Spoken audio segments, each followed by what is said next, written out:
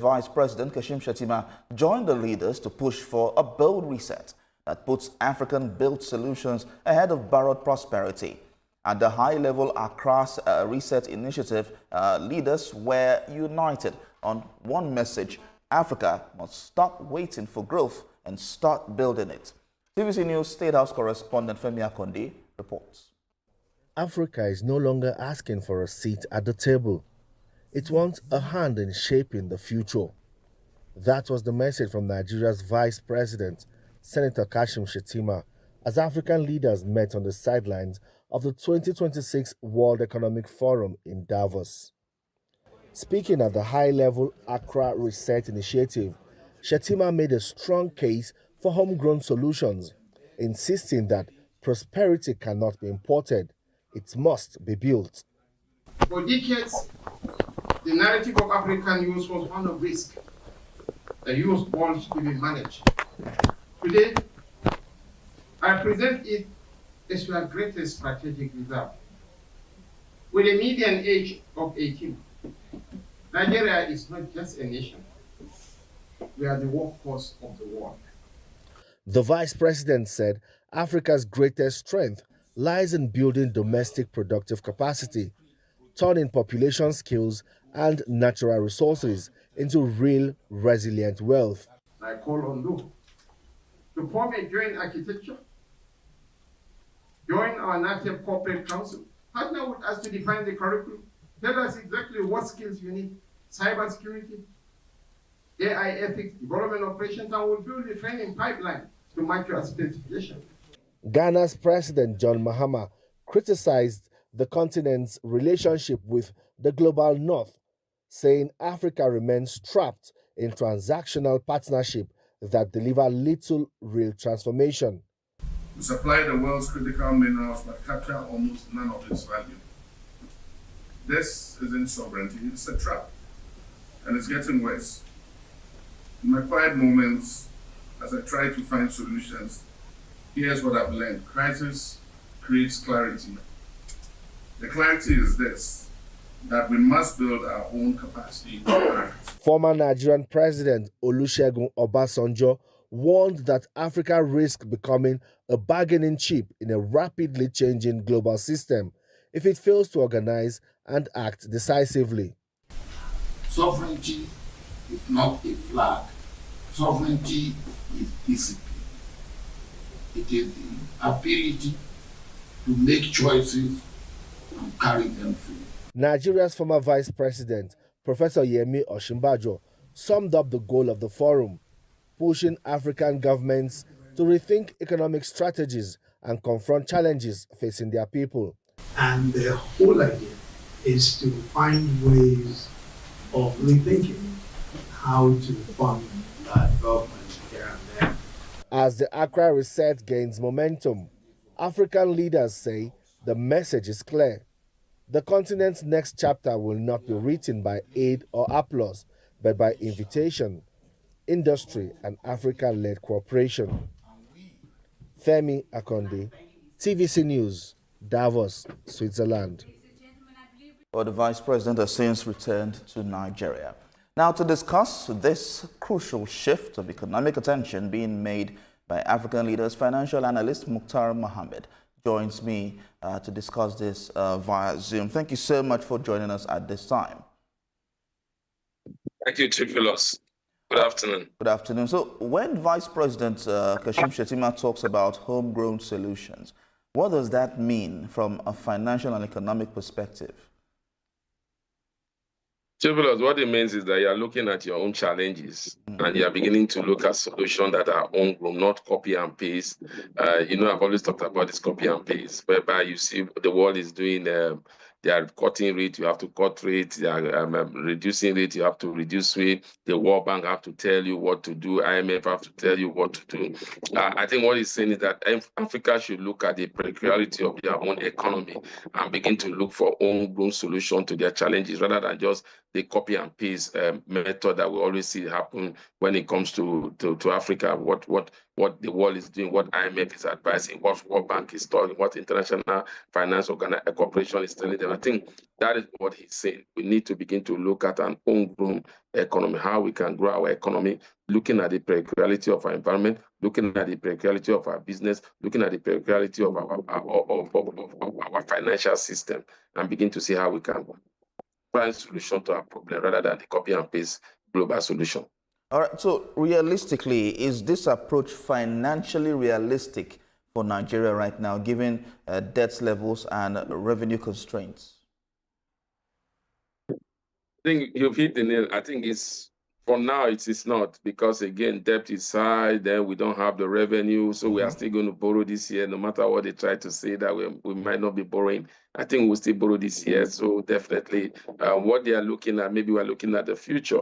But again, like I keep saying, you could also be able to come out with a procedure that could help. You're looking at the PPP, public-private partnership. You're also looking at the International Financial Organization or World Bank, coming in at your own time, trying to tell them this is what you want to do, and this is where you want them to help you in doing that, and this is what you think they should do, rather than them just giving you the condition that you accept. So it all depends on how desperate we are, because if you are not desperate, you're looking for an homegrown solution, you should also be ready to suffer, because they might not want to give it to you. But when they see that you stand your ground and you're trying to bring us solutions, definitely they might have to come and talk to you. So I think it's all about how tenacity, how will we be in tenacity-wise? Will we be so rigid? I don't want to use the word rigid. We will be so confident of what we have that we tell them that that's what we want them to do for us. All right, so in all that you have said now, one question that comes to mind is how can prioritizing local solutions affect foreign investment and capital inflows? No. See, it depends. It could also attract capital inflow. It might not staff it, because again, you are looking at local investment and then capital inflow. Now, depend on what type of local investment you are trying to do and the solution and how acceptable it is to your people. If you have a solution, then the international community will be thinking of how they can come and invest in your own economy. So definitely, look at the product you have. I give an example. We have a product of good interest rate that we pay them when we go to and get Eurobond from them. You see, all of them are scrambling for us. So if you have a product that is locally and will be globally accepted, of course, the international investor will scramble for it. They could also be a means of attracting inflow into your economy. Let me give you an example. A company like South Korea has been able to come up with Samsung, and Samsung has been attracting inflow into the economy. It's a local product, but they have been able to play globally because of the kind of investment that they have succeeded in. So that's the same thing I think will happen. If we have a local solution and we're able to build that local solution, we're able to support that local solution, especially in the place of funding, so that we see that the cost of production comes down. Then you can begin to see that the solution has come. And then international community as well. Of course, the world has become a global business whereby international investors are looking for where to invest their money. So when they realize that that business is going to be profitable and it's local driven and the people are accepting it, definitely you can attract inflow to expand on it, and maybe not just in your own country alone, but expanding to other parts of the world. So can Nigeria fund development sustainably without relying heavily on foreign loans? I ask this question because you just mentioned heavy funding needed for infrastructure. I think we are going there, and that's why we have to commend the CBN for also coming with the recapitalization of the banks. So if that happens, and we are trying to grow a 1 trillion economy, definitely our source for outside funding will reduce. And that's what the recapitalization is all about, so that banks will be able to also be able to sponsor high top, to invest in high ticketing deals, rather than looking at conglomerate of banks in Africa. So we are going to be seeing where a Nigerian bank can be able to take up a deal in terms of oil drilling, in terms of infrastructural development, and they will be able to fund it, even if they are not doing it one at a whole. They are also doing it with a group of banks, but rather than depend so long on international funding. Give an example. Dangote refinery. Most of the funding came from outside the shore of this country for international financial organization and also international banks. So those are the type of high ticketing deals that we should be thinking of. But in doing that, we have to recapitalize. So definitely when this recapitalization comes in, then you begin to see that we can fund some of these deals, and not only in Nigeria, but also in Africa. Remember that most of these banks are recapitalizing and expanding to other parts of Africa. So definitely, I think with the recapitalization of the Nigerian banking sector, we could be able to fund those deals going forward. The challenge will be, how long do we want to fund? Is it going to be a short-time funding like what we obtain now, or we'll be able to see long-time funding? Because the challenge with Nigerian businesses is most of them want long-time funding, and the banks are not available to give them those long-time fundings. But with the recapitalization of the Nigerian bank, I think we'll begin to see long-term funding for major projects in major project or investment in Nigeria. All right, so what sectors now do you think will stand to gain the most if this policy is implemented? Sectors I have in mind right now is agriculture, manufacturing, tech, and all of that. What sectors do you think will stand to gain the most if this policy is implemented properly? Because you have already said the sector. You have said it. Manufacturing one, because of the manufacturer will provide a high rate of employment to Nigeria. You've also talked about agriculture, especially employment for the rural people, and also a lot of Nigerians also, even those in the cities, may have to go to start farming when they realize it's very productive. And I think I want to say the service sector, like what you have just pointed out, the fintech, the technology aspect, the fintech company, all these are the three major areas that will benefit. Because if you look at all these places, we talk about agriculture. If you want to really become productive and become a big player in agriculture, you have to do with cash crop, and cash crop funding has to be long time. You also talk about manufacturing. Manufacturing deals with long-term planning, long-term loan to be able to grow and expand.